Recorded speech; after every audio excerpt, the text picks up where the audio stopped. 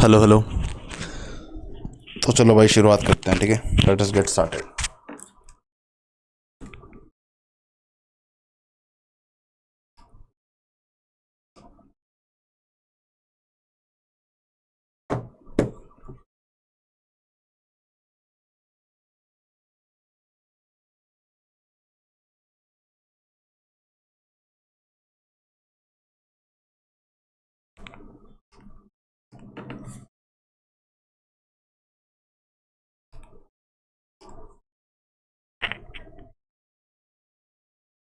ठीक है, तो हमने भाई पिछले लेक्चर में बात कर ली थी एक्सरे डिफ्रैक्शन के पहले वाले पार्ट तक, ठीक है।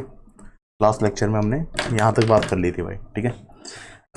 एक्सरे डिफ्रैक्शन का पहला क्वेश्चन, ठीक है, जो मैंने आपको बताया था कि सोल्यूशन यहाँ पे इस पे गलत लिखा हुआ है, ठीक है। द राइट आंसर मैंने आपको बता दिया, ठीक है। अच्छा, चलो रेड कलर सेलेक्ट कर लेते हैं, ठीक है। अब आते हैं भैया अगले सवाल पर। देखो भाई अगले सवाल क्या है, देखो जरा, जैसा वो लुक, राइट। इतना आप अगला सवाल देख रहे हैं, राइट। इसको हम थोड़ा सा ऊपर वाले मामले को उड़ा देते हैं।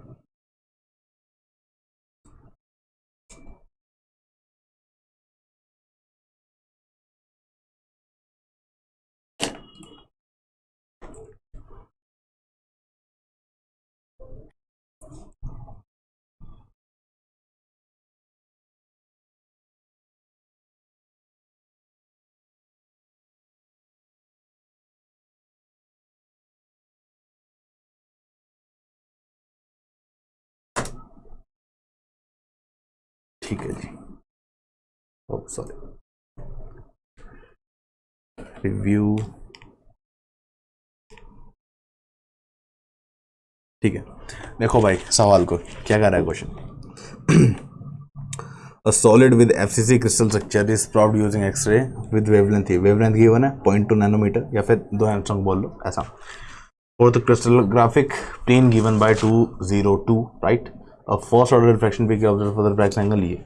तो आपको यूनिट सेल साइज बताना है, यानी कि लेटेस्ट पैरामीटर ए के बारे में आपसे पूछा जा रहा है, ये बताओ क्या होगा, ठीक है। तो देखो क्वेश्चन बड़ा इजी है, राइट। ये जो आपको 202 गिवन है, ठीक है, यहाँ पर आपको दिख रहा है एफसीसी के लिए अलाउड प्लेन की कंडीशन क्या है, या तो सारे एच के लोड हो तो सारे के सारे एच के क्या हो, इवन हो। तो यहाँ ओल इवन आपको दिख रहा है, ठीक है। तो ये डेफिनेटली एक अलाउड प्लेन होगा। तो जब हम ब्रैकेट्स लिखेंगे तो 2d sine theta equal to N lambda ऐसा करके लिख रहे होंगे, कोई दिक्कत की बात नहीं। एन इक्वल टू 1, लैम्डा की वैल्यू कितनी है 0.2 नैनोमीटर। अच्छा आंसर, चलो आंसर नैनोमीटर में ही पूछा है तो वैसे ही रहने दो, ठीक है। और डी क्या भैया आपका ए बाय अंडर रूट 4 + 4, ठीक है, यानी कि 8, यानी कि 2√2 आप कह सकते हो, ठीक है। 2√2 और या तो हम ऐसे भी कह सकते हैं, चलो ठीक है ऐसे ही लिख लेते हैं, क्या दिक्कत है, ठीक है। तो इसके 2 से 2 उड़ा दो और फिर साइन थीटा कितना गिवन है, ये तो कैलकुलेट करना पड़ेगा। साइन 21 डिग्री जस्ट थोड़ा कैलकुलेट कर लेना, ए की वैल्यू आपके यहाँ से निकल कर आ जाएगी, ठीक है। भाई इतना सा ही काम है, ठीक है, कुछ बहुत ज़्यादा मुश्किल नहीं है, ठीक है। राइट, ओके, राइट, बहुत सही। अच्छा एक क्वेश्चन में कह रहा है the given Miller plane is 200 और यहाँ 202 लिखा है। चलो छोड़ो, मान लो जो भी लिखा है, ठीक है, 200 या फिर 202 दोनों के दोनों इवन है, ठीक है, राइट। दोनों ही केसेस ऑल इवन वाले हैं, तो आप सीधा ब्रैकेट्स लगा रहे होगे, ठीक है। चलो जैसे मैंने ये मानकर चला है 202 वाला प्लेन, तो इसके अकॉर्डिंगली ए की वैल्यू क्या आएगी निकाल कर देख लो, ठीक है। यहाँ पर शायद थोड़ा सॉल्यूशन में या फिर क्वेश्चन में किसी एक में मिसप्रिंट है, right. Basically it's not about ना कि हम कितने क्वेश्चन कर रहे हैं, ठीक है, इट्स अबाउट कि हम किस तरीके से क्वेश्चन के थ्रू चीज़ें सीख रहे हैं, राइट। सो या सो इस तरीके से चीज़ें, राइट। इसको थोड़ा इग्नोर कर सकते हो, यहाँ से ए की वैल्यू निकाल लो भाई, ठीक है, कितनी आएगी 0.2 इंटू √2 कितना होता है 1.414 और डिवाइड बाय साइन 21 डिग्री, ठीक है, और यहाँ नैनोमीटर, ठीक है, नैनोमीटर के टर्म्स में। अब इसको थोड़ा निकाल के देख लेना है, ठीक है, जो भी वैल्यू आएगी वही आंसर है, ठीक है। चलो भाई आगे बढ़ते हैं। अगला सवाल जैम 2019 का क्या कह रहा है, in the X-ray diffraction pattern in the X-ray diffraction pattern recorded for a simple cubic with lattice parameter इतना इतना एंड वेवलेंथ इतना, first order diffraction peak occurs at, अच्छा ओके चलो ठीक है भाई, ये तो अच्छा सवाल है, ठीक है ठीक है। सिंपल क्यूबिक के लिए सारे के सारे प्लेन अलाउड होते हैं, ठीक है, तो डी को ऐसे लिख लोगे H square plus K square plus L square, ठीक है, 2d sine theta equal to N lambda, right, first order का है तो 1 इंटू लैम्डा, लैम्डा वो भी 1 एमस्ट्रॉन्ग ही है, और ए कितना है, ये भी 1 एमस्ट्रॉन्ग है, अच्छा दोनों ही 1 एमस्ट्रॉन्ग है, ठीक है, तो दोनों साइड से एमस्ट्रॉन्ग यूनिट हटा दो, सीधी सी बात है, ठीक है, ऐसे है, ठीक है जी। तो बस आपको ये देखना है कि यहाँ पर अलाउड प्लेन क्या क्या है भाई, ठीक है, तो यहाँ से साइन थीटा निकाल लो, साइन थीटा कितना आ रहा है, under root H square plus K square plus L square divide by 2, ठीक है। CSR नेट और गेट एग्जामिनेशन में भी रिसेंट ईयर में ऐसे क्वेश्चन आए इस टाइप के, जैसे ये वाला क्वेश्चन है ना, इस लॉजिक से मिलता जुलता, similar kind of question, exactly same नहीं बट हाँ करीब करीब आसपास का क्वेश्चन, ठीक है। तो यहाँ पर मैंने आपको बताया था कि भाई for the validity of Bragg's law, ठीक है, थीटा की रेंज क्या होती है, जो आपका ब्रैग्स एंगल होता है ना, ये 0 डिग्री से 90 डिग्री के बीच में रहना चाहिए, राइट, यानी कि अगर मैं बात करता हूँ maximum value of sine theta की, राइट, तो साइन 90 पर ही मैक्सिमम वैल्यू आ रही होगी रफली, ठीक है, तो आप रफली कह सकते हो कि भाई ये जो भी चीज़ आएगी ना, ये मेरी लेस देन इक्वल टू 1 करके होना चाहिए, ऐसा ये वैलिडिटी ये है, ठीक है। अब यहाँ जो ऑप्शन गिवन है, राइट, इस क्वेश्चन के अकॉर्डिंग ए और लैम्डा की वैल्यू यूज़ करी हमने सिंपल, ठीक है। अब यहाँ पर गिवन ऑप्शंस के थ्रू आप देख लीजिए 112 210 220 वगैरह से, ठीक है, क्या आपका आंसर 1 से कम आ रहा है, अगर आ रहा है तो भैया बहुत अच्छे, कॉन्ग्रेचुलेशन भाई, ठीक है, नहीं आ रहा तो यार देखो कुछ ना कुछ तो गड़बड़ है, ठीक है, तो अपने को चीज़ें सुधारनी पड़ेंगी, ऐसी बात है, क्लियर है, ठीक है। और आप यार देखोगे ना तो इन सभी केसेस में ये ग्रेटर देन 1 आ जा रहा है साइन थीटा की वैल्यू, ठीक है, तो वो तो पॉसिबल ही नहीं होगा। मान लो आपको ये नहीं भी पता होता ना, तब भी आप लॉजिकली कह सकते थे कि भाई साइन थीटा की वैल्यू 1 से तो ज़्यादा नहीं हो पाएगी यहाँ पर, तो इस केस में भी उस तरीके से भी आप कह सकते थे, ऑप्शन ए ही हमारे यहाँ पर सेटिस्फाई करेगा, राइट। 210 वाला प्लेन भी एक्सीड कर रहा है, अंडर रूट 5 भाई, 2 से तो ज़्यादा ही है, 2 पॉइंट समथिंग, ठीक है, तो 2 पॉइंट समथिंग डिवाइड बाई 2 1 से तो ज़्यादा ही होगा, राइट, तो डेफिनेटली अपना ऑप्शन ए ही सिर्फ और सिर्फ पॉसिबल है, ठीक है। जो मैं बता रहा हूँ उसको ध्यान से सुनो, राइट, 1,00,000% सत्य है वो, ठीक है, 2 बार सोचने की जरूरत नहीं है, ठीक है, राइट, एक आधी किताब में गलत हो पाएगा, ठीक है, जो हम बता रहे हैं वो गलत नहीं हो सकता है, ठीक है। अगले क्वेश्चन में देखते हैं, जैम 2018 का question, right, at max calculation mistake हो तो वो आपको चेक करना है, राइट, लॉजिक जो कह दिया जाए एक एक शब्द सुन के धारण कर लो, ठीक है, एक एक शब्द, ठीक है, कैलकुलेशन आप क्रॉस चेक जरूर कर सकते हैं, ठीक है, ठीक है, कैलकुलेशन में तो भाई कभी भी किसी से भी गड़बड़ हो सकती है, ठीक है। अगला क्वेश्चन क्या कह रहे हैं, the lattice constant of unit cell of NaCl crystal is ये, अच्छा लैटिस कांस्टेंट ए की वैल्यू गिवन है, वेवलेंथ गिवन है, ठीक है, the angle at which the first order maximum occurs, अच्छा एंगल थीटा पूछा गया है, ठीक है, अच्छा NaCl के बारे में चीज़ें गिवन है, अच्छा जी, चलो ये भी ठीक सवाल है यार, यहाँ पर आपको कुछ बताया नहीं है, लेकिन आपको फिर भी समझदारी से चीज़ें निकालनी है। देखो ब्रैग्स लॉ यूज़ करो, 2d sine theta equal to N lambda, ऐसा ही है भाई, तो 2d क्या अपना, अच्छा चलो डी के बारे में अभी आपको बताएंगे, ठीक है, और यहाँ साइन थीटा यही निकालना ना, एंगल ही तो निकालना है, ठीक है, चलो sine theta n equal to 1 के लिए हम चेक करने वाले हैं, ठीक है, और लैम्डा की वैल्यू कितनी है, 0.141 नैनोमीटर, अच्छा जी। अब सवाल है डी क्या होगा, NaCl, बस ये तो NaCl लिख दिया, कौन सा प्लेन क्या चीज़ है, राइट, भाई NaCl हमें पता है FCC रहता है, NaCl structure is nothing but FCC structure diatomic basis, और इसके कोरस्पॉन्डिंग बाय डिफॉल्ट अगर हमको कोई प्लेन नहीं क्वेश्चन में गिवन है तो स्ट्रक्चर का क्या लेते हैं, पहला अलाउड प्लेन, जो इसके केस में क्या है 111, ठीक है। तो यहाँ पर अपन क्या करेंगे, FCC के लिए डी क्या आता है अपना a/√h² + k² + l², और यहाँ पर पहला अलाउड प्लेन 111 है FCC का, तो देयरफॉर √, 3 करके आ जाएगा। ई की वैल्यू भी क्वेश्चन में कुछ गिवन है तो इसको भी पुट कर देते हैं 0.563 नैनोमीटर, मान लो नैनोमीटर दोनों साइड उड़ा दिए, ठीक है। ओके, तो यहाँ से थीटा आ जाएगा आपको, ठीक है। Theta equal to sine inverse √3/2 यानी कि 1.732 इंटू 0.141 और डिवाइड बाय 2 इंटू 0.563। ये है भैया बात, ठीक है। तो बस आप थोड़ा सॉल्व कर लोगे, ठीक है। जो भी आंसर आएगा यही सत्य है, इसके अलावा और कुछ सत्य नहीं, ठीक है। और ये सॉल्यूशन में जो करा हुआ है ये भी मतलब सेम ही वैल्यू है ना, मैंने √3 को 1.732 पुट कर दिया, ठीक है, और कुछ नहीं, राइट। तो हाँ, तो यही आंसर आना चाहिए, ठीक है। मतलब कैलकुलेशन इसने सही करी है सॉल्यूशन में, तो यही आंसर आना चाहिए। चलो अगले क्वेश्चन को देखते हैं। अगला क्वेश्चन क्या कह रहा है, KCl has any type structure with FCC which is FCC with 2 atom bases।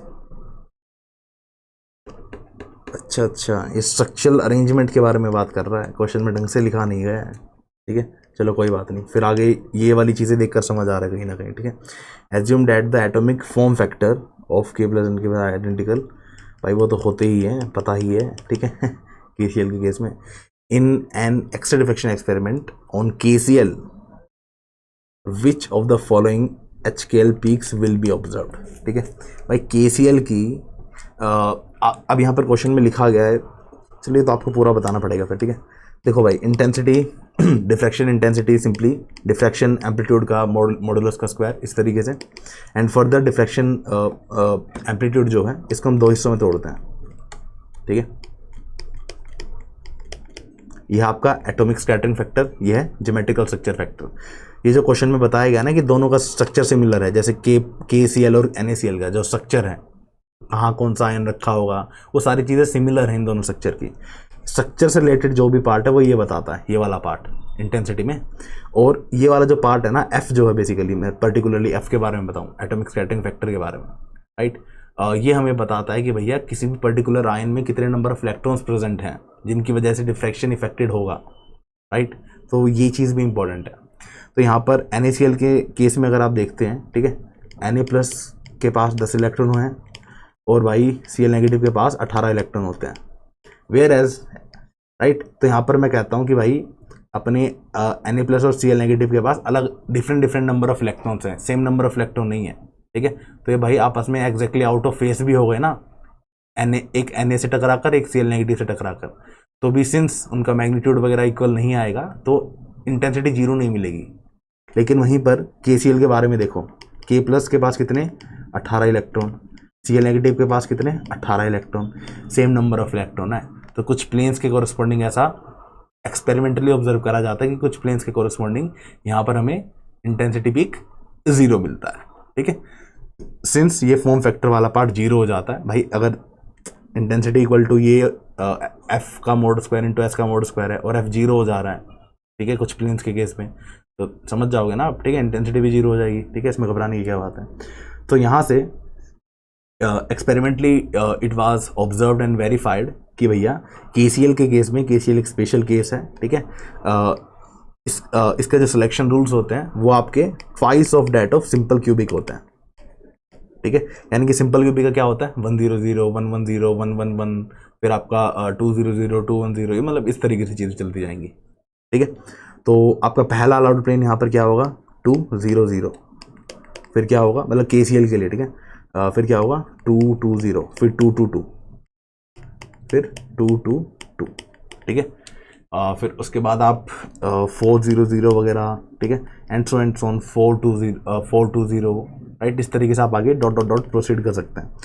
तो देख लो भाई क्या कर रहा है, which of the following HKl peak will be observed. अब देख लो इन 4 ऑप्शन में से ये नहीं होगा, ये नहीं होगा, ये नहीं होगा, सिर्फ ऑप्शन डी होगा। और ऑप्शन डी अपना पहला अलाउड प्लेन है KCl का, ठीक है। किसी क्वेश्चन में, डिफ्रैक्शन के क्वेश्चन में KCl लिखा है ना और HKl की वैल्यू नहीं बताई, तो बाय डिफॉल्ट ये पहला वाला ही यूज़ करोगे, ठीक है। आपके नेट एग्जामिनेशन में इस साल यही आया था, ठीक है। चलो अच्छा, लिखा भी हुआ है कुछ, ठीक है। जो हमने आपको बताया वो थोड़ा बहुत लिखा भी हुआ है यहाँ पर, ठीक है। चलो ठीक है, I hope this thing is clear to you, ठीक है। चलो भाई अगले क्वेश्चन पे आते हैं। अगला क्वेश्चन क्या कह रहा है हमारा, exact diffraction of cubic crystal theta इकना इस प्लेन के कॉरस्पॉन्डिंग, ठीक है, क्यूबिक सिस्टम की बना, ठीक है, द लेटिस पैरामीटर क्या होगा अगर ये है, ठीक है। तो भाई simple 2d sine theta equal to N lambda. अब मैं आपके डाउट बताता हूँ क्या क्या मन में आ सकते हैं। By default N equal to 1 लो, ठीक है, first order diffraction primary maxima वगैरह के बारे में ही बात करो आप, ठीक है।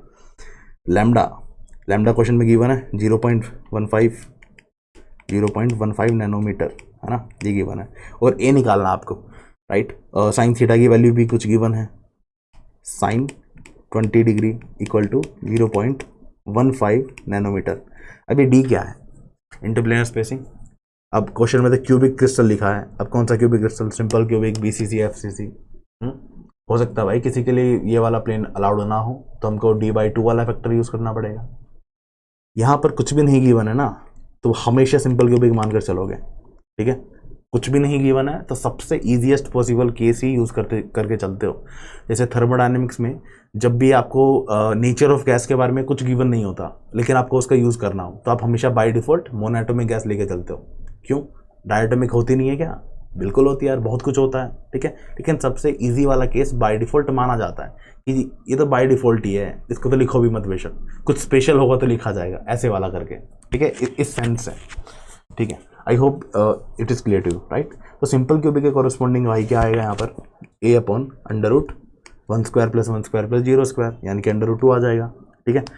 ओके, तो बस ए निकालना आपको, तो ये निकाल लो भाई, अब जो भी आ रहा, ठीक है, निकाल लोगे अब आप, ठीक है, जो भी वैल्यू आ रही है इसकी अब निकाल लोगे, ठीक है। नैनोमीटर में ही पूछा गया ना, हाँ नैनोमीटर में ही पूछा गया, तो बस निकाल लोगे आप, ठीक है। चलो भाई थोड़ी सी कैलकुलेशन करनी थी, जो भी आपका आंसर यहाँ से आएगा वही सबते रहेगा, ठीक है। चलो भाई I hope this is clear, ठीक है।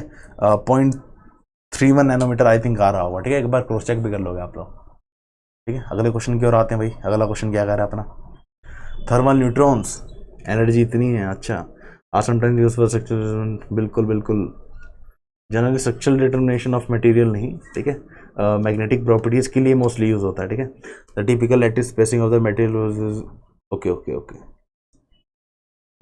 द टिपिकल लैटिस स्पेसिंग, अच्छा, लैटिस स्पेसिंग के बारे में पूछा जा रहा है हमसे, ठीक है, लैटिस स्पेसिंग के बारे में हमसे पूछा जा रहा है। चलो ठीक है, निकाल देते हैं, ओके।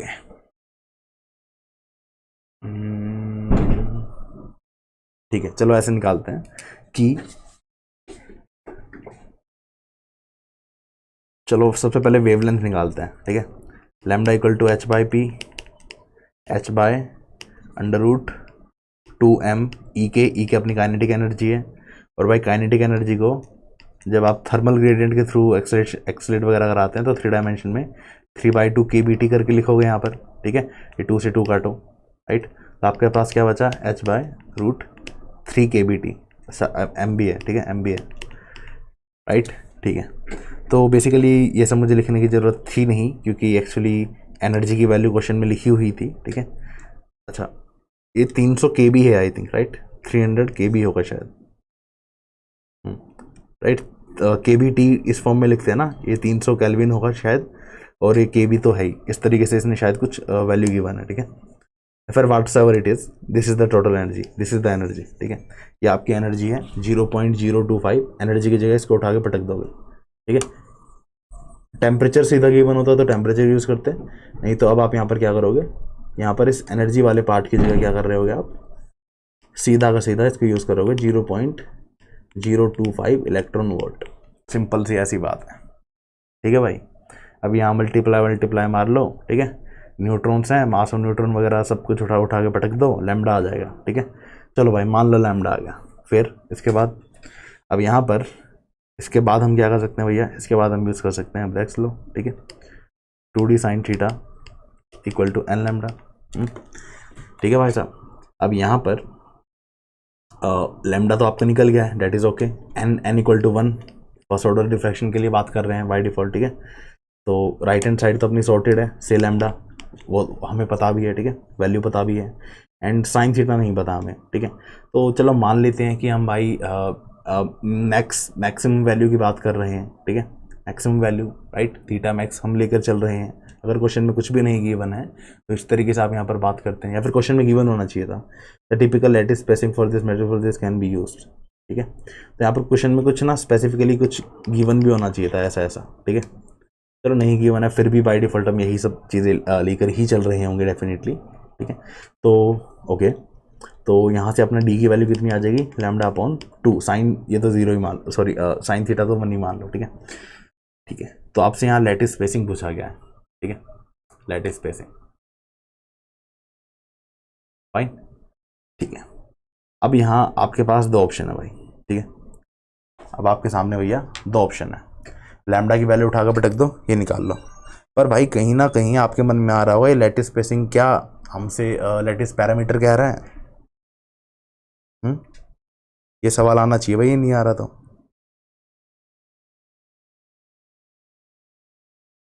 ठीक है जी, ये सवाल नहीं आ रहा तो आना चाहिए।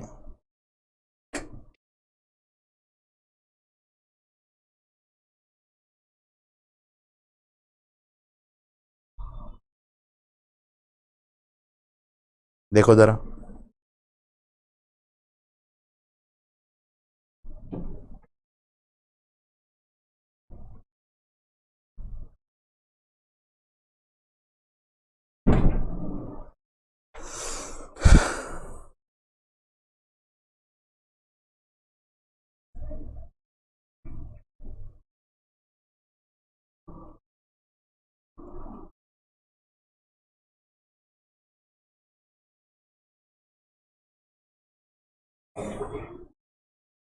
ठीक है भाई, फटाफट से कैलकुलेशन बिठाओ, लैम्डा लैम्डा कितना आ रहा पुट करो।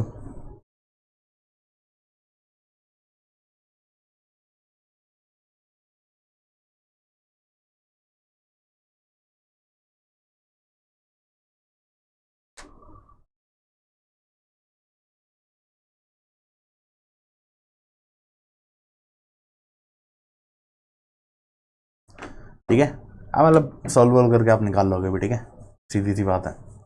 तो मोस्ट प्रोबेबली आपका ऐसा कुछ आ रहा होगा, ठीक है, most probably, right, otherwise calculation करके देखो वही सत्य है, ठीक है। चलो आगे बढ़ते हैं, अगला क्वेश्चन क्या कह रहा,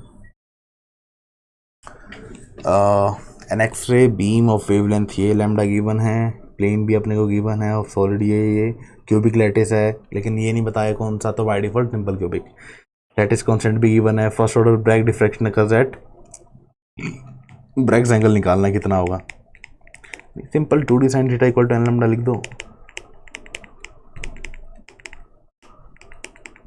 लैम्डा कितना गिवन है 1.54 एंगस्ट्रॉन्ग, और यहाँ पर a बाय √2 होगा, राइट, a की वैल्यू भी गिवन है ना 0.3, अच्छा 3.08 एंगस्ट्रॉन्ग से एंगस्ट्रॉन्ग मान लो उड़ गया, ठीक है। और यहाँ पर साइन थीटा, यही तो निकालना है, ठीक है। तो ये थीटा निकाल लोगे यहाँ से 2 इंटू ये जो भी आएगा, ठीक है, ये निकाल लोगे आप, ठीक है। Theta equal to sine inverse, solve कर लो इसको, ये जो भी है ना कितना आ रहा है 1.54 डिवाइड बाय 3.08 इंटू √2 कितना होता है 1.414, तो बस इसको मल्टीप्लाई डिवाइड मारो फटाफट से, जो आंसर आ रहा है वही सत्य है, ठीक है, जो भी आंसर आएगा वही सत्य है, ठीक है, ठीक है जी, ठीक है। तो ऑप्शन बी शायद आ रहा है, ठीक है, आप क्रॉस चेक कर लोगे कि यही आपको ऑब्टेन हो भी रहा है या नहीं हो रहा, ठीक है। चलो अगले क्वेश्चन की ओर बढ़ते हैं, क्या कह रहा है क्वेश्चन, हाँ जी, ऑर्थोरोम्बिक और एफसीसी यानी कि क्यूबिक सिस्टम है, राइट, यानी कि a equal to B equal to C होगा, और वहीं पर ऑर्थोरोम्बिक के केस में है ना, ये वही क्वेश्चन, हाँ वही है, ठीक है। ऑर्थोरोम्बिक के केस में क्या होगा, ए बी सी तीनों अलग अलग हैं, ठीक है। तो यहाँ पर जब आप थीटा निकालेंगे, ठीक है, यहाँ पर जब आप थीटा की वैल्यू निकाल रहे होंगे 113 बोल लो, 131 बोल लो, या फिर 311 बोल लो, इन तीन प्लेन्स के लिए। तो भैया ऑर्थोरोम्बिक में सिंस ए बी सी बराबर नहीं है, तो आपकी थीटा की वैल्यू इन तीनों के लिए क्या आएगी, अलग अलग आएगी, वेयर एज, ठीक है, मतलब करके देख ले भाई, 2d sin theta equal to N lambda, ठीक है, राइट। अब डी को इन जनरल लिख लो, ठीक है, तो हमको थीटा चेक करना है ना, तो साइन थीटा कितना हो जाएगा एन लैम्डा बाई 2, और डी यहाँ नीचे आ गया, ठीक है। तो डी कितना रहेगा आपका, under root H by A का whole square plus K by B का whole square plus L by C का होल स्क्वायर, इस तरीके से रहेगा, ठीक है। एंड आई होप आपको ये चीज़ क्लियर होगी। तो अब देख लो भाई, सीधी सी बात है, ए बी सी अगर बराबर नहीं है ऑर्थोरोम्बिक के केस में, तो इन तीनों के केस में थीटा की वैल्यू अलग अलग आने वाली है। तो यही क्वेश्चन है, इनिशियली आपका एफसीसी था, ठीक है, फिर ऑर्थोरोम्बिक में चेंज हो गया, राइट, देन आपका ऑर्थोरोम्बिक सिस्टम में चेंज हुआ। अब ऑर्थोरोम्बिक में आकर क्या हो रहा है, इन तीनों के लिए अलग अलग थीटा की वैल्यू आपको मिल रही है। तो आप क्या कहोगे, पहले भाई मुझे एफसीसी के केस में क्या था, इन तीनों के लिए थीटा की एक सिंगल वैल्यू मिल रही थी, लेकिन अब मुझे यहाँ पर इनकी कॉरस्पॉन्डिंगली तीन अलग अलग वैल्यूज मिल रही है। तो आप क्या कहोगे कि भैया अब आपका जो पैटर्न था, बेसिकली एक्सआरडी पैटर्न था, राइट, अब वो क्या हो गया, स्प्लिट हो गया ट्रिपलेट पे। तो ऑप्शन बी आपका इस लॉजिक से सत्य आएगा, ठीक है। बिल्कुल इतना ही लॉजिक है, इसी तरीके से है, ठीक है, कुछ इसमें और कुछ करने की जरूरत नहीं है, this is much more than enough, ठीक है। ये थोड़ा बताया भी हुआ है आपको कैसे हो रहा है, क्या हो रहा है, ठीक है, ये सारी चीज़ आपको कहीं ना कहीं दोस्तों बताई भी हुई है, ठीक है। चलो भाई, वेरी नाइस।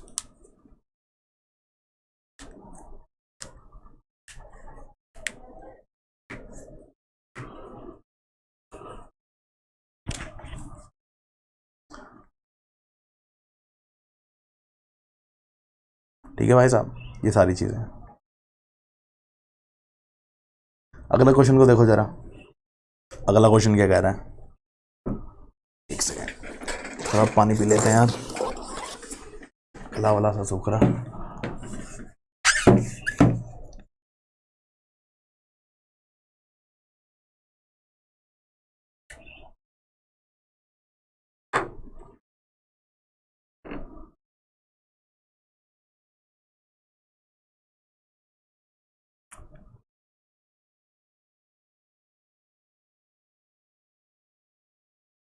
करो भाई, the value of theta eight which first order differential lambda given है, ए गिवन है, और क्या भाई बच्चे ही जान लोगे, क्वेश्चन में सब कुछ तो दे रखा है आपको एग्जामिनर ने, ठीक है, प्लेन प्लेन सब गिवन है, ठीक है।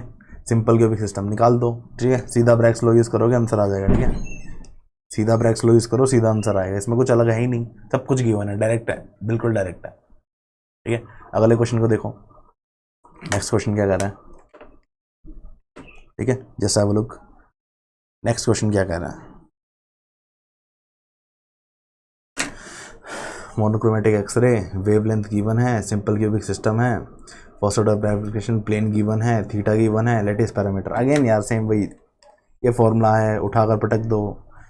यहाँ पर कितने जितने वेरिएबल्स हो सकते हैं, राइट, नंबर ऑफ वेरिएबल्स, मान लो n नंबर ऑफ वेरिएबल्स हैं फॉर एग्जांपल, जस्ट फॉर चलो m मान लो, m नंबर ऑफ वेरिएबल्स हैं, तो आपको m-1 नंबर ऑफ वेरिएबल्स का डेटा गिवन है, ये फॉर्मूला आपको पता है, तो एक वेरिएबल, कोई भी एक वेरिएबल पूछा जाएगा वो निकाल लोगे भाई, इतनी सी बात है, ठीक है। बस ये ब्रैकेट्स लो जिंदाबाद है, इस तरीके के सवाल आपके पूछे जाएंगे, ठीक है। चलो दोस्तों आप बढ़ते हैं आगे इसी बात पे, ठीक है। आई होप आपको यहाँ तक चीज़ें होंगी क्लियर, अच्छे से क्लियर होंगी।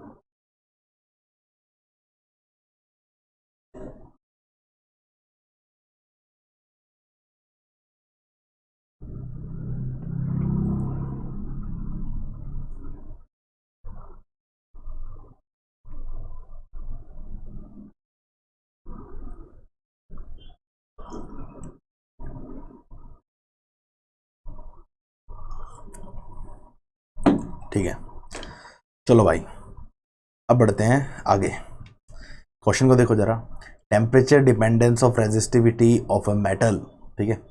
अब भैया किसी मेटल के केस में टेम्परेचर जितना बढ़ाते हो, ठीक है, रेजिस्टिविटी या फिर रेजिस्टेंस दोनों ही के हम बारे में बात करें तो क्या वो घटता है या बढ़ता है।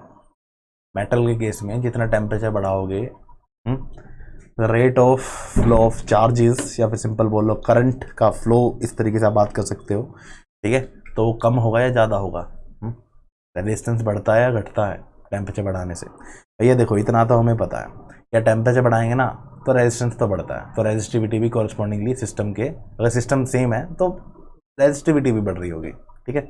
तो बी तो गलत है, डी तो बहुत ही ज़्यादा गलत है, ठीक है, वेरी पेनफुल, ठीक है। सी कह रहा है कि चेंज ही नहीं होगा, ऐसे कैसे नहीं होगा, ठीक है, तो अपना सीधा भैया डायरेक्टली ऑप्शन ए आप कह सकते हो, ठीक है। नहीं तो अगर निकालना चाहते हो तो इस लॉजिक से भी निकाल पाओगे, ओके। नहीं तो अगर आप निकालना चाहते हैं तो इस लॉजिक से भी निकाल सकते हैं, ठीक है। मेटल्स के केस में रेजिस्टिविटी किस तरीके से वेरी करती है, ठीक है, इस लॉजिक से भी आप निकाल पाओगे, ठीक है भाई। I hope this is clear to you, I hope this is clear to you.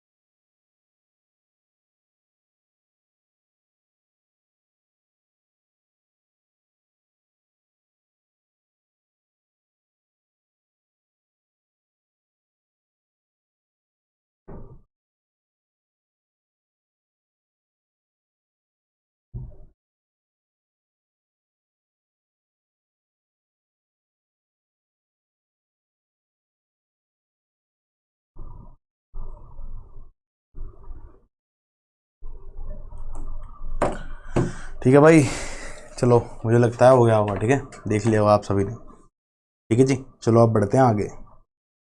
क्या पूछा जा रहा है कि मैग्नेटिक सस्टेबिलिटी ये सब कहाँ क्या होगा। Okay okay okay okay okay.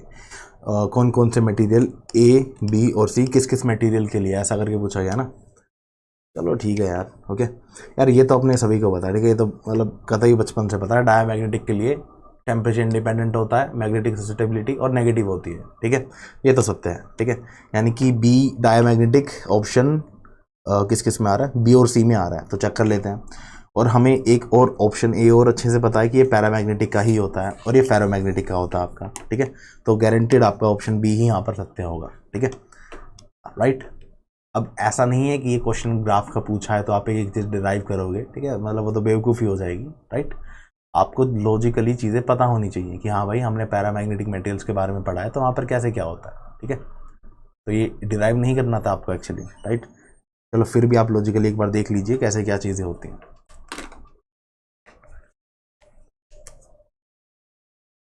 ठीक है। सिंपली लाइक दिस, आपका ऑप्शन नंबर बी करेक्ट होगा, ठीक है भाई। इस क्वेश्चन में ऐसा थोड़ी है कि कुछ फॉर्मूला है लगाओ चेक करो आंसर मैच कर रहा नहीं कर रहा। ये तो बस इतना है, अगर आपको पता है तो आप बता दोगे, नहीं पता है इन मटेरियल्स के बारे में तो आप नहीं बता पाओगे, ठीक है, क्योंकि एग्जामिनेशन के अंदर तो भाई डिराइव नहीं कर पाओगे, ठीक है। बेशक आपको नॉलेज है, ठीक है, आप मतलब डेरिवेशन जानते भी होगे, ठीक है, लेकिन एग्जाम के अंदर नहीं डिराइव कर पाओगे, टाइम लगता है काफ़ी ज़्यादा इन डेरिवेशन में, खास कर लगता है, ठीक है। पहले आप क्वांटम ट्रीटमेंट करोगे फिर क्लासिकल ट्रीटमेंट करते हो, दोनों टाइप के ट्रीटमेंट होते हैं, राइट। तो इस तरीके की बात है।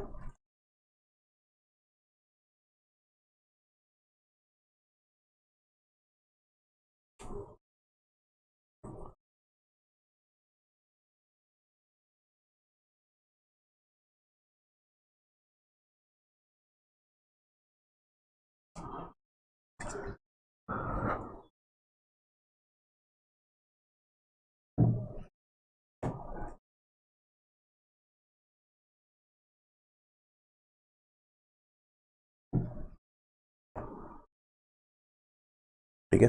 ये देखो दूसरा क्वेश्चन क्या कह रहा है, ससेप्टिबिलिटी ऑफ डायमैग्नेटिक मटेरियल। अरे भाई टेम्परेचर इंडिपेंडेंट होती है और नेगेटिव होती है, ठीक है। तो देख लो नेगेटिव एंड ऑप्शन सी, ठीक है। सिंपली आप देख भी सकते हो, ठीक है, कैसे कहाँ पर क्या चीज़ें हैं, कैसे हो रहा है सब कुछ, राइट। आप सब कुछ देख भी सकते हो, ठीक है। चलो भाई अगले सवाल की ओर बढ़ते हैं। Let us now come to the next question. Fermi level के सवाल। अच्छा, for a metal electron density इतनी है तो फर्मी एनर्जी कितनी होगी।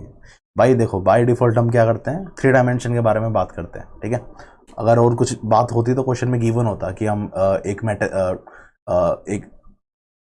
मेटल स्ट्रिप वगैरह कहा होता है, फिर कुछ प्लेन कुछ तो चीज़ गिवन होती 1D या 2D को बताने के लिए। अगर चिल्ला चिल्ला कर 1D 2D नहीं बताया गया फिर भी अ प्लेनर शीट ऑफ मेटल ऐसा करके कुछ तो कहा होता, ठीक है, 2D या फिर 1D के बारे में कुछ बताने के लिए, ठीक है। बाय डिफॉल्ट आप 3D लेते हो, तो 3D में फर्मी एनर्जी कितनी होती है भैया, सभी को पता है, h²/2m। और यहाँ पर फर्मी वेव वेक्टर का स्क्वायर, ठीक है। अब ये फर्मी वेक्टर का स्क्वायर कितना होता है, 3 पाई²। और आपकी इलेक्ट्रॉन डेंसिटी मान लो रो या फिर एन, जो भी ले लो, ठीक है, मतलब रो से भी डिनोट करते हैं लोग, की पावर 1/3 होता है KF। तो ये स्क्वायर है तो 2/3 करके आएगा, ठीक है। अब h m वगैरह ये सब तो कांस्टेंट है, मास ऑफ इलेक्ट्रॉन वगैरह। रो आपको क्वेश्चन में गिवन है, उठा के पटक दोगे सीधा आंसर आ जाएगा, ठीक है, राइट। इतनी सी कहानी थी, डायरेक्ट क्वेश्चन था ये।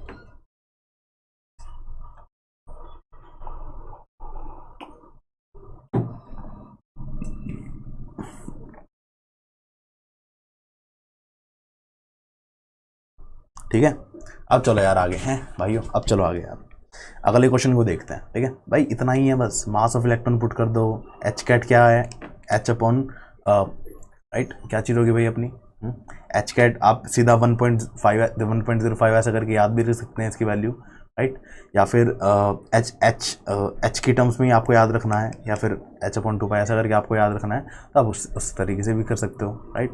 It all depend on you, okay, right. Directly h की वैल्यू भी आप याद रख सकते हैं क्योंकि काफ़ी जगह यूज़ होता ही है, तो कर भी सकते हो, ठीक है। चलो बस आगे बढ़ते हैं अब। ये अगला सवाल क्या कह रहे हैं, Fermi energy of certain metal is,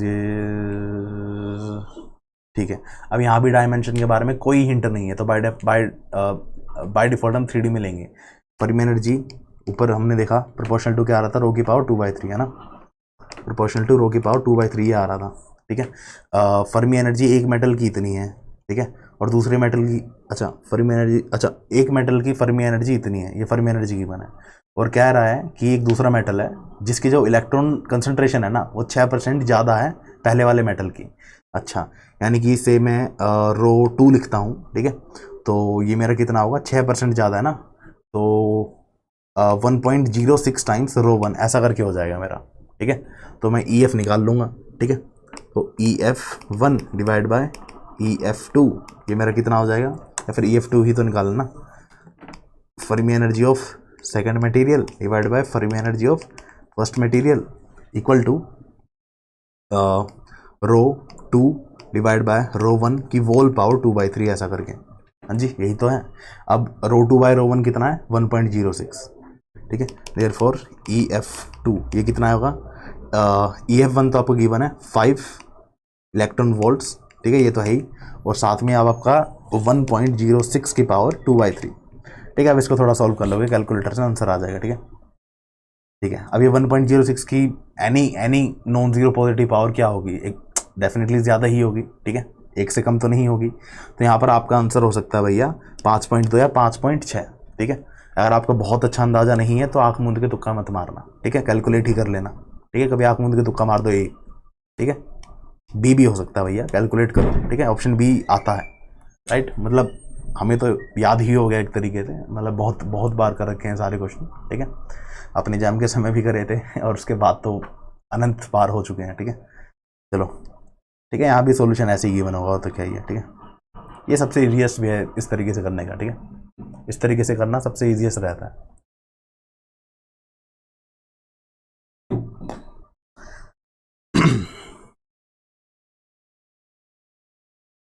चलो एक काम करते हैं ना, एक सेकंड रुक जाओ यार।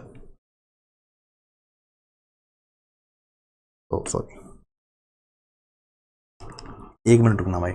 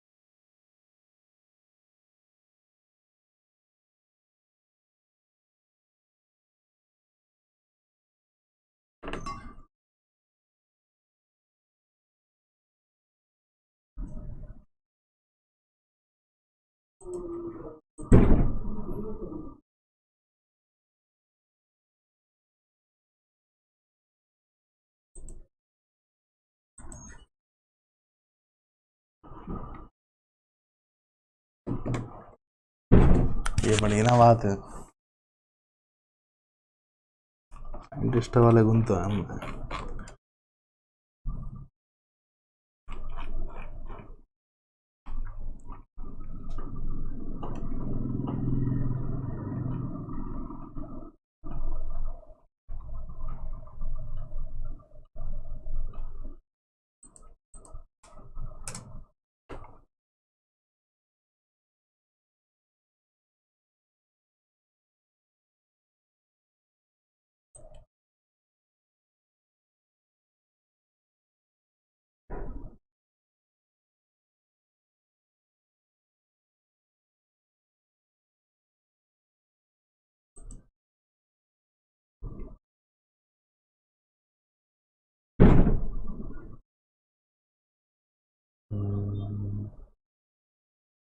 लेआउट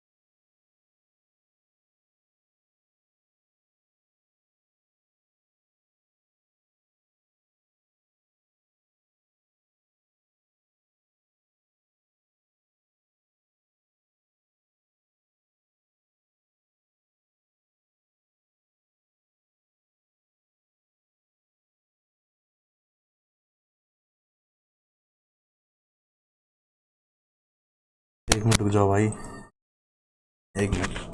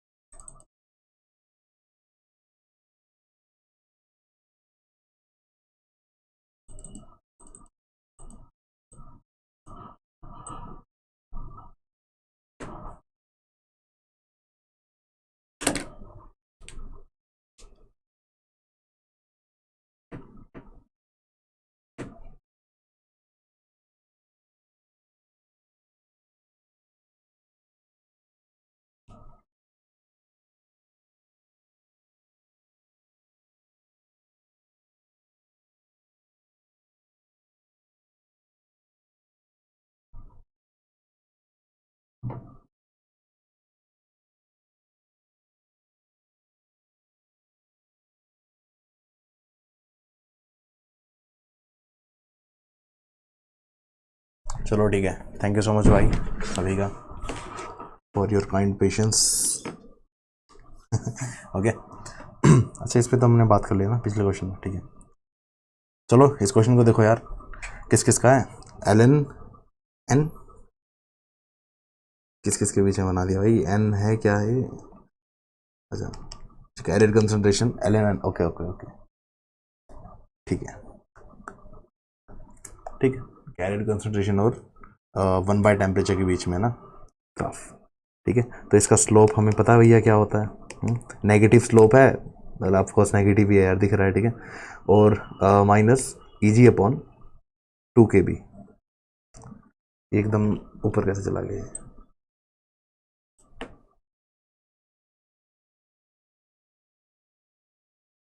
माइनस ए जी अपॉन 2 kb, ऐसा करके ही होता है कि नहीं भाई, इसका ग्राफ ऐसा ही करके आता है, सभी को पता है, मतलब स्लोप यही आता है। हमको क्या पूछा है, बैंड क्या पूछा है, ईजी की वैल्यू पूछी है भाई, स्लोप हमने बचपन से निकालना सीखा है भाई, क्या 12वीं हमने सभी ने पास करी हुई है। ये सारे डेटा आपको गिवन है, x1 x2 y1 y2 ये सब गिवन है, तो क्या अपन इस स्ट्रेट लाइन का स्लोप निकाल पाएंगे, क्या नेगेटिव वैल्यू आएगी, पक्का आएगी यार, ठीक है। केबी की वैल्यू क्या हमें बचपन से पता है इतनी, ठीक है, यही पुट करेंगे, बिल्कुल सत्य यही पुट करेंगे सर जी, जो गिवन है क्वेश्चन में वही यूज़ करेंगे, ठीक है। तो क्या ये वैल्यू पुट कर इस ईजी की वैल्यू, बैंड गैप की वैल्यू आपकी मिल जाएगी आपको, जी बिल्कुल मिल जाएगी सर जी, ठीक है। तो बस यही क्वेश्चन है, इसके अलावा है ही क्या इस क्वेश्चन में, यही पूछा गया है, यही गिवन है, ठीक है, राइट, यही सब कुछ गिवन है, यही निकालना है भाई हमें, ठीक है। आई होप आपको ये चीज़ अच्छे तरीके से समझ आई होगी, ठीक है। ये क्या कर रखा है इसने, अरे ये जब इन सब चीज़ों की नहीं ही ज़रूरत है, ठीक है, इतना क्यों झमेला उठाना है, ठीक है, इन चीज़ों की नहीं ही ज़रूरत है, ठीक है। जब भाई आप ग्राफ को देख के बता पा रहे हो, ठीक है, ग्राफ का मतलब क्या हुआ नहीं तो, ठीक है, ग्राफ को देखते ही स्लोप ये ऐसे बता पा रहे हो तो डेफिनेटली इसी को यूज़ करोगे आप, ठीक है। तो बस ठीक है। अच्छा ये 1000 बटे है ना, तो यहाँ पर आपको 1000 और 1000 से, एक सेकेंड, तो इंटू 1000 भी करना पड़ेगा यहाँ, ठीक है, क्योंकि हम ऐसे करते थे ना, माइनस ई जी अपॉन 2 kb/t, ठीक है, तो 1/t और ये ऐसा मान के, ठीक है, जनरली हम 1/t के साथ इसका ग्राफ बनाते थे,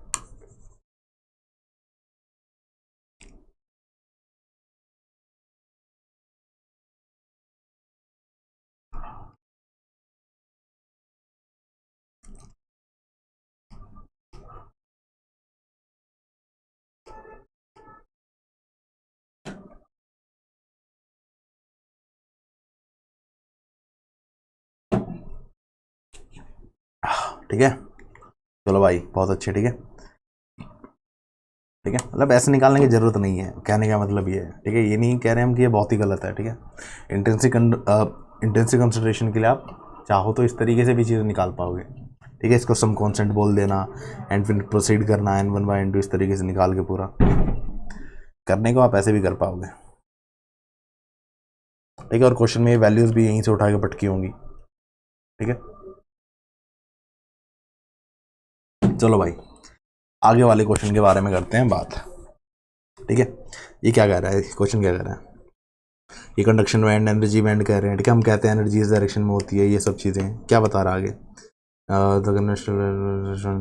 the variable X and Y, ठीक है। यानी कि वाई तो अपना एनर्जी है 100%, ठीक है। तो COD को तो पहले ही हटाओ, ठीक है। अब यहाँ पर क्या होता है भैया, इस तरफ हमारी क्या चीज़ होती है, राइट, बताइए ज़रा।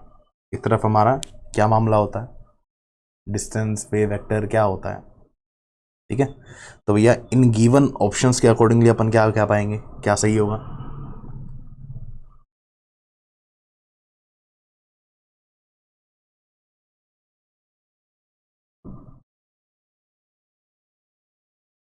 और अगला क्वेश्चन क्या है, अच्छा एन पिन ट्रांजिस्टर वाला केस है, ठीक है, ठीक है। कह रहे हैं 4 में से कौन सा डायग्राम सही होगा।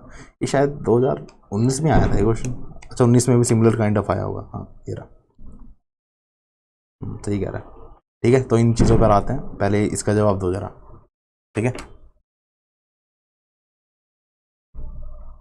बताओ भाई फटाफट से।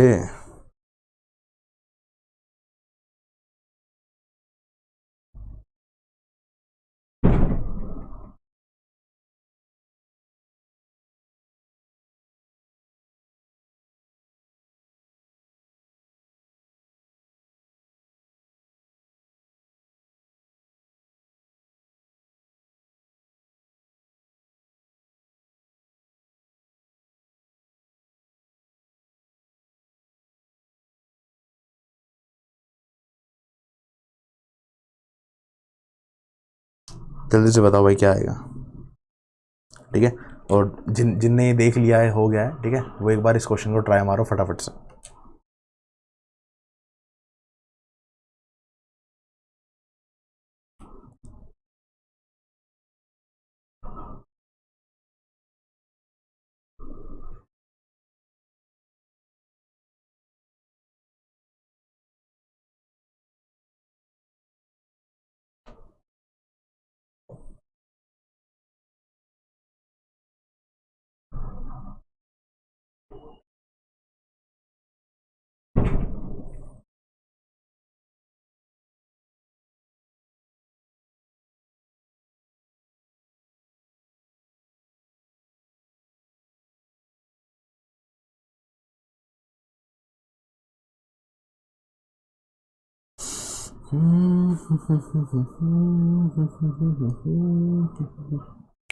हाँ जी बताइए भाई साहब बताइए, ठीक है।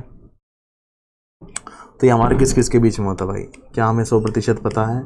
ये हमारा एनर्जी वर्सेस वेव वेक्टर हम बनाते हैं, या वेव वेक्टर बोलो, या फिर सिंस मोमेंटम को एच कैट के टर्म्स में आप लिखते हो तो यहाँ पर मोमेंटम भी कह सकते हो, पी जो हम कहते हैं ना मोमेंटम स्पेस या फिर वेव वेक्टर स्पेस, तो इस तरीके से बोलते हैं, ठीक है। तो अपना यहाँ पर ऑप्शन नंबर ए आ रहा होगा, ठीक है, बी नहीं आ रहा होगा, ठीक है। वेव वेक्टर की टर्म्स में हम जनरली यहाँ पर बात करते हैं, ई की रिलेशन वगैरह होता है ना, वो अपना यही से आता है, ठीक है। यही सारी चीज़ें हैं वो, ठीक है। तो ऑप्शन ए सत्य है, ठीक है, ये गलत है, ऑप्शन ए सत्य है, ठीक है। अगले क्वेश्चन को देखो जरा क्या कह रहा है और क्या एक्सप्लेनेशन है क्वेश्चन की, ठीक है, फटाफट से देखो।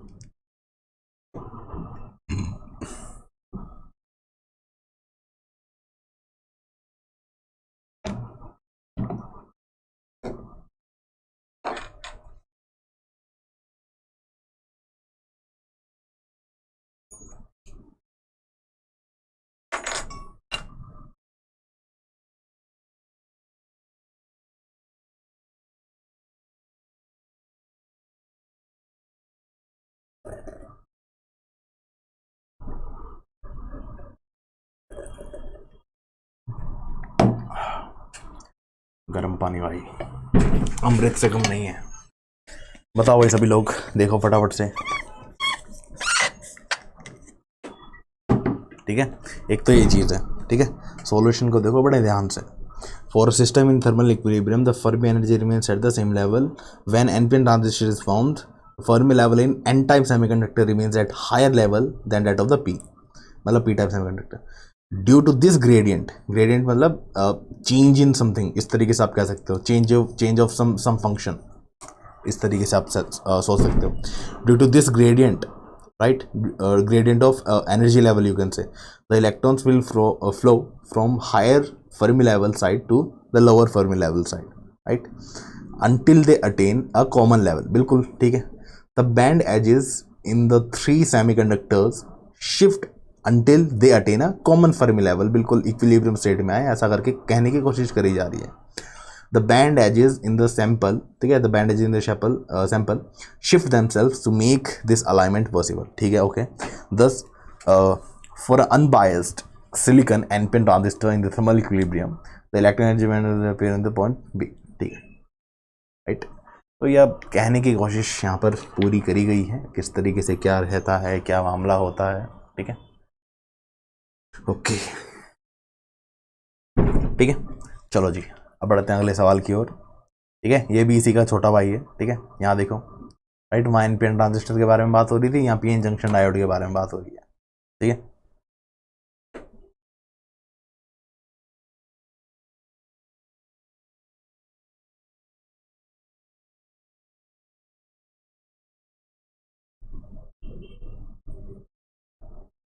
ठीक है भाई, तो इनको आप अच्छे से देख लो, राइट, बहुत सरल भाषा में बताया गया है यहाँ पर एक्सप्लेनेशन में, ठीक है।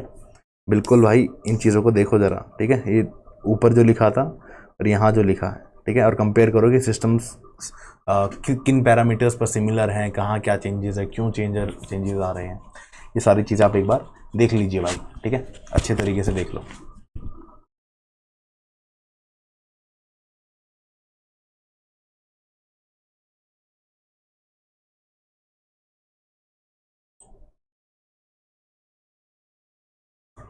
ठीक है जी, चलो आगे बढ़ते हैं। यहाँ देखो भाई क्वेश्चन को जरा, in a PN junction the dopant concentration on the P side is higher than that on the N side, ठीक है। With the following statement is are correct when the junction is unbiased. Unbiased junction के लिए इनमें से कौन कौन सी statement सही होंगी, ठीक है। तो भैया ये एक्सप्लेनेशन अमंग द बेस्ट है, ठीक है, मुझे लगता है कि मच मोर देन सफिशिएंट है, ठीक है।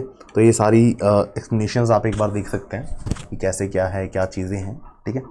फिर अपन आगे बढ़ते हैं, ठीक है। इसको आप एक बार देख लीजिए, पॉज करके देख लो, दोबारा देख लो अच्छे से, ठीक है। चलो जी, अब बढ़ते हैं अगले सवाल की ओर, ठीक है।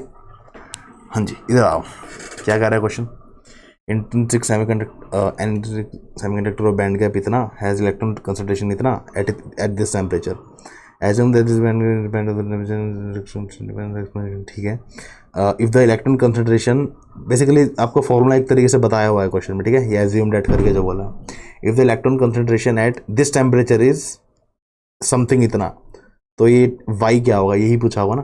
अच्छा चलो, वाई तो आपको बताया गया इस रेंज में होगा, तो एन क्या है, यहाँ पर एन पूछा गया है, चलो ठीक है, ये भी सही पूछा है, ठीक है। बताओ ज़रा, निकाल देंगे भाई यहाँ से, यहाँ से निकाल लेंगे अपन, कहाँ दिक्कत आ रही।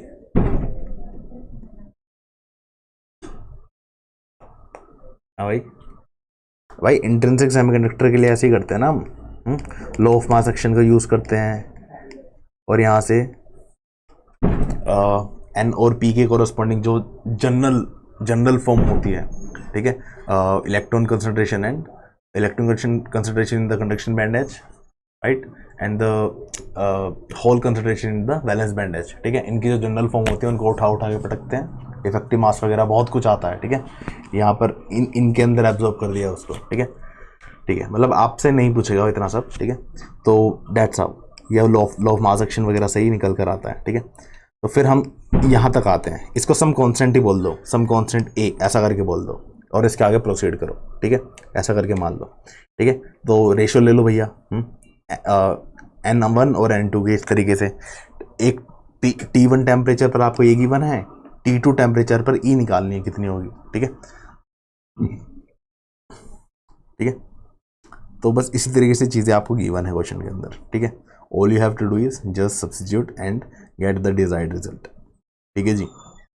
all you have to do is just get the desired result and just put the values. ठीक है,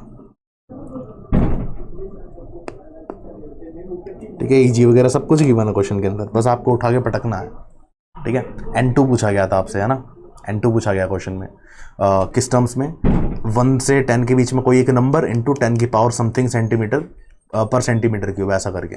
ठीक है, तो आपका 10 की power 4 n equal to 4 answer आ रहा होगा। ठीक है, इस तरीके से कैलकुलेशन आप क्रॉस चेक कर सकते हो, बाकी लॉजिक बिल्कुल परफेक्ट है। ठीक है, चलो अब आगे क्या कह रहा है क्वेश्चन, किस किस के बीच में बनाना है? Conductivity and temperature. भाई हमने रेजिस्टिविटी और टेम्परेचर के बीच में देखा था, यहाँ उसका जस्ट इन्वर्स होगा। रेजिस्टिविटी और कंडक्टिविटी में यही रिलेशन है, उसका इन्वर्स बना दो भैया। ठीक है, अब यहाँ देखो लॉजिकल बात है भाई, टेम्परेचर बढ़ाओगे तो कंडक्टिविटी क्या होगी, कम होगी, ज़्यादा होगी? सीधी सी बात है भाई, कंडक्टिविटी कम होनी चाहिए। ठीक है, तो ऑप्शन डी को तो सबसे पहले हटाओ, इसको तो बिल्कुल, ये तो दुष्ट ऑप्शन है, इसको हटाओ। ठीक है, अब ऑप्शन ए, बी और डी के बारे में बात करते हैं। भाई अगर आप लो टेम्परेचर्स के बारे में बात करते हैं, या फिर लो टेम्परेचर छोड़ो, यहाँ पर क्या ये लीनियरली डिक्रीज करता है?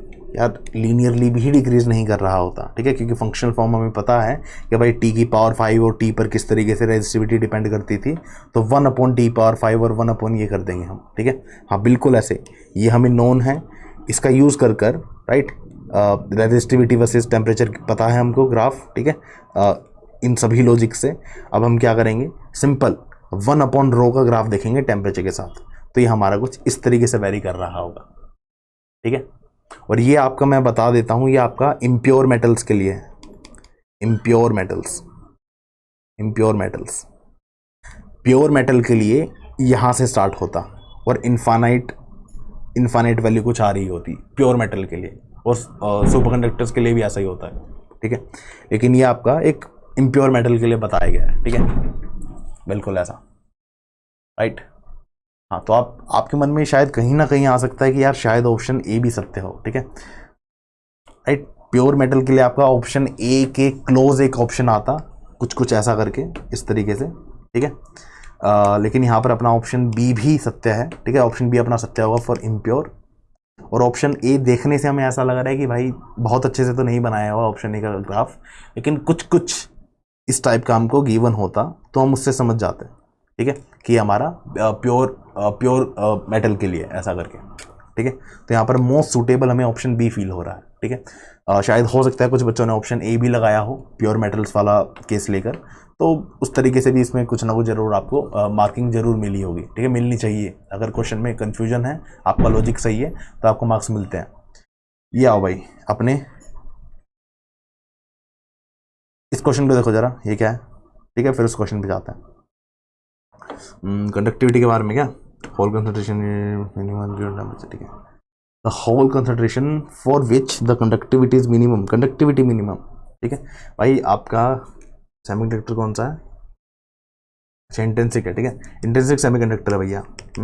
यहाँ पर Ne mu E plus P mu H ऐसा करके रहेगा। ये आपका सिग्मा ई है, ये आपका सिग्मा पी है। ठीक है, ये आपका इलेक्ट्रॉन चार्ज कैरियर की वजह से कंट्रीब्यूशन है कंडक्टिविटी में, और ये आपका होल चार्ज कैरियर की वजह से कंट्रीब्यूशन है कंडक्टिविटी में। ठीक है, समेशन इसीलिए कर रहे हैं क्योंकि दोनों की वजह से, दोनों चार्ज कैरियर के फ्लो की वजह से करंट की डायरेक्शन सेम रहती है, मतलब दोनों कैरियर्स की वजह से, तो डेट्स वाई कंडक्टिविटी में प्लस साइन यूज़ कर रहे हैं। ठीक है, मतलब लॉजिक ही है, राइट। तो फिर आगे बताओ भाई क्या कह रहा है। अब इंट्रिंसिक है, इंट्रिंसिक कंसंट्रेशन के लिए ये तो हमें पता ही है। ठीक है, तो यहाँ से NiE कॉमन ले लेते हैं, mu E plus mu P ऐसा करके हो जाएगा। ठीक है, इस तरीके से। ठीक है, अब चाहो तो लो ऑफ मास एक्शन वगैरह से आप यहाँ पर, अच्छा डोप्ड वाला केस ना, अच्छा इसने डोप कर दिया। ठीक है, चलो डोप्ड वाला केस ले लेते हैं। ठीक है, क्वेश्चन हमने थोड़ा देखा नहीं था। ठीक है, तो वो डिस्कशन भी हो सकता था। डोप्ड वाला केस देख लो, डोप कर दिया उसने, तो ई ही कॉमन ले लो भाई, N mu E plus P mu P इस तरीके से। ठीक है, म्यू ई और म्यू पी क्या है? मोबिलिटीज़ हैं, electron mobility and hole mobility ऐसा करके। ठीक है, ठीक है, अब लो ऑफ मास एक्शन यहाँ पर आप यूज़ कर लीजिए। लो ऑफ मास एक्शन आप यूज़ कर लीजिए, तो एन क्या होगा भाई? Ni का स्क्वायर इक्वल टू NP ऐसा करके होगा। तो N की जगह यहाँ लिख दीजिए, सॉरी हाँ, एन की जगह यहाँ पर आप क्या लिख देंगे भैया, एन की जगह लिख देंगे N I square by P, ऐसा करके एन आई स्क्वायर बटे पी, ठीक है। अब कंडक्टिविटी आपकी ये आ रहा है, ठीक है। आपसे कहा गया है होल कंसंट्रेशन बताओ जब ये मिनिमम होगा। अब भैया y as a function of x है आपके पास, तो आपसे कहा जा रहा है मिनिमम वैल्यू ऑफ y बताओ, at what value of x y की मिनिमम वैल्यू होगी। तो कैसे निकालते हो, फर्स्ट डेरिवेटिव 0, स्लोप जहाँ 0 होगा, ऐसा करके वहीं ऐसे तो निकालते हो ना मिनिमम मैक्सिमम, और कैसे निकालते हो, ठीक है। तो यहाँ पर डी सिग्मा बटे डी पी आप कर दोगे, ठीक है, और इसको 0 पटक दोगे, राइट। यहाँ से आप निकालोगे पी की value, the value of P not, ऐसा करके बोल दो, the value of P eight which conductivity is minimum like this, ठीक है। ये आपकी कुछ ऐसे ये आ रहा होगा, ठीक है, ये आपका ऐसा कुछ आ रहा होगा, ठीक है। मतलब डेरिवेशन इसका फर्स्ट डेरिवेटिव लेके 0 मारो, ठीक है, इसको करके देखो यार, ठीक है, यही आता है, ठीक है, ऑफकोर्स आना ही पड़ेगा, ठीक है। तो ये क्वेश्चन तो करना था भाई इस तरीके से। अब आओ यार,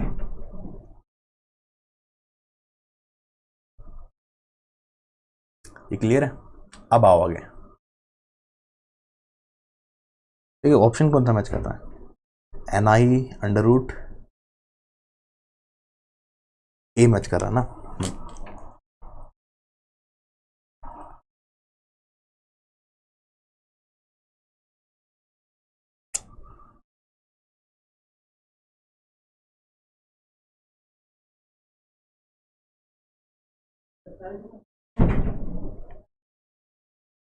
ठीक है। इस क्वेश्चन को जरा देखिए भाई आराम से तसल्ली से, आखिरी क्वेश्चन, ठीक है, फिर अपन एंड करते हैं। This is the last question, thank you.